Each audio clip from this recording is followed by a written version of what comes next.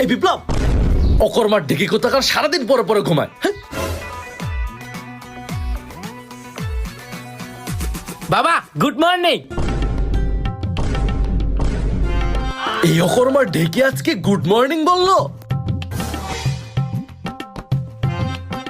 ও বাবা আমার ব্রাশ করা শেষ, তাহলে আমি আসি।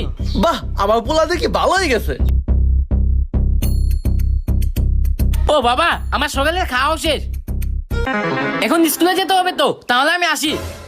আজকে খাওয়া দাওয়া শেষ? ভালোই তো। বাবা স্কুলে সময় যাচ্ছে, আমি রেডি হয়ে গিয়েছি, আমি তাহলে স্কুলে গেলাম। হ্যাঁ আমার এই অকর্মার ঢেকি পোলা এত ভালো হয়ে গেছে, ঠিক টাইমে স্কুলও যাইতেছে। বাহ। 10 বছর পর। বাবা বাবা বাবা কি রে, কি হয়েছে?